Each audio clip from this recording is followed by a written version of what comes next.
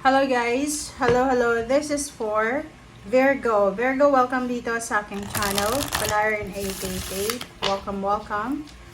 Alamin natin kung anong messages, vibration, gabay, energy.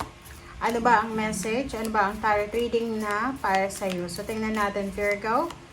This is timeless, general reading. So, please connect your intuition sa lahat ng baraha na lumalabas or lalabas dito sa inyong tarot readings. So, thank you sa lahat ng Virgo na patuloy na sumusubaybay dito sa aking channel. Doon sa mga bago at dati kong subscribers, thank you sa inyong lahat guys. So, I hope na magustuhan nyo to, na reading na to. Okay. Alright Virgo, dalawang yellow card. First card natin is Enlightenment and Prayer. Sinasabi ng bara sa'yo, Virgo, na possible na meron kang kaliwanagan, like clarity, enlightenment, like parang feeling mo,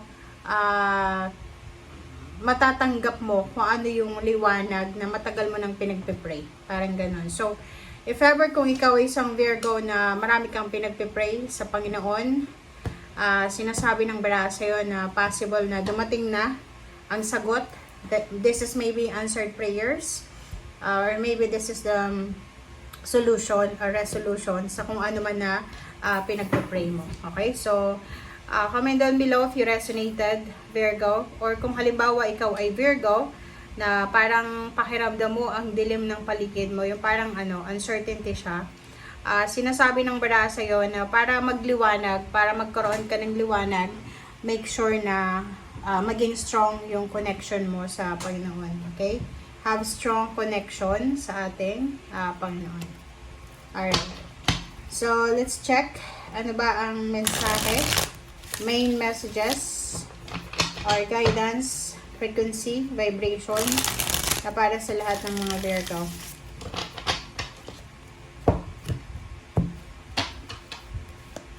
Okay, first card natin is the Sun. Next is Five of Wands. Next is the Star. Okay, and Ace of Pentacles. And Three of Cups. So, ang lahat ng baraha dito ay resonated siya sa dalawang naunang baraha. Ano yung ibig sabihin niya? Sa ilalim mo dito, there's a Queen of Cups and then Three of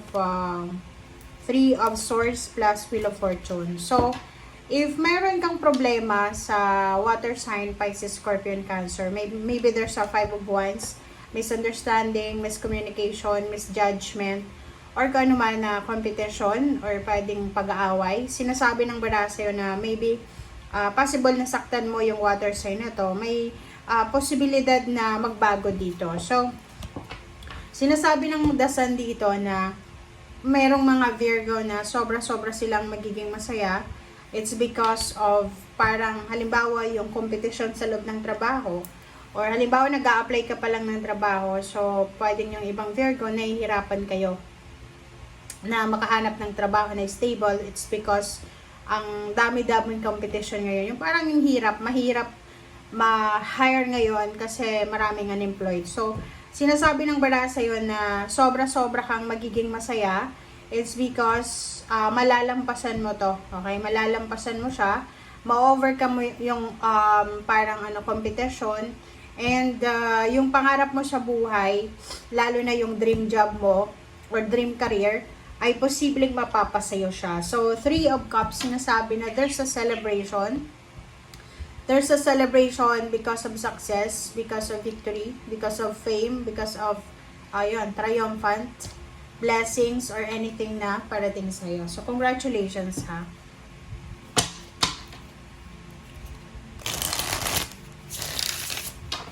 May iba sa inyo dito na posibleng yun. Pwedeng makatanggap kayo ng job offer, or pwedeng makatanggap kayo ng promotion or salary increase, or yun nga, higher position.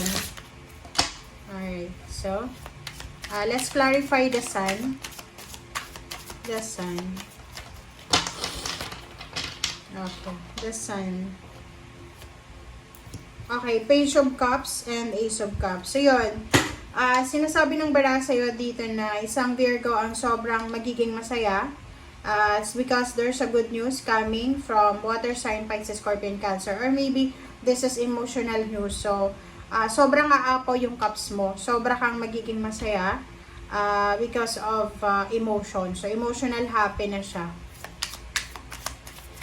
Five of Wands, Virgo. Tingnan natin. Five of Wands. Five of Wands is Queen of Coins and Ten of Swords. So, sinasabi ng bara sa'yo dito na tapos na yon, di ba? Like for example, tapos na yung mga competition, tapos na yung kumbaga ma-overcome mo talaga siya. Kung ano man yan na problema na pinagdaanan mo, like especially doon sa may mga kompetensya sa negosyo, sa trabaho, tapos na siya. Kumbaga, this is the endings and the new beginnings. Especially sa pera. Halimbawa, kasi to is Queen of Coins, Virgo. So, may mga naging problema kayo para sa financial nyo. So, dito sa barang to, sinasabi na tapos na siya. Okay. King of Swords, the Star. So, moving forward ka na. Parang sinasabi sa'yo ng King of Swords na yan na yung pangarap mo sa buhay, yung mga dreams and goals mo sa buhay ay unti-unti mo na yung matutupad. So, parang on the way ka na. Page of Coins, diba? So, ang future mo daw, sinasabi ng bara sa'yo na may mga Virgo dito na nakafocus na sila para sa future nila. Like, halimbawa yung future na gusto mo, yun na nga is financial success or anything. Sinasabi ng bara sa'yo na on the way ka na. Excuse me. Alright. Pasensya na guys. Okay, Five of Wands. So, dalawa. So, dalawa yung Five of Wands. So, mag-iingat ka Virgo kasi kahit nasaan ka man na sitwasyon ngayon, may asawa, walang asawa, may trabaho, or may hinihintay, retired ka na, sinasabi ng bara sa'yo dito na mag-iingat ka kasi possible maraming temptation, maraming miscommunication, maraming mga bagay-bagay na hindi mo magugustuhan, or maraming mga temptation sa paligid mo. Ihanda mo rin yung sarili mo if bago kang hire na Virgo, or may bago kang bukas na business, kung nagbe-business ka, kasi possible na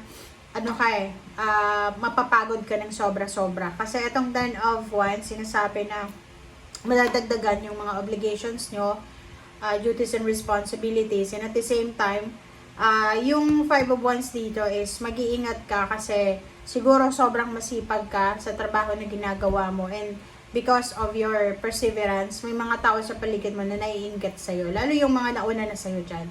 So, ingat-ingat tayo sa mga taong kaharap natin or pinapakitunguhan. Okay? And maging aware ka din sa paligid mo na hindi lahat ng nakangiti sa'yo gusto ka. Okay? Thank you guys. Bye!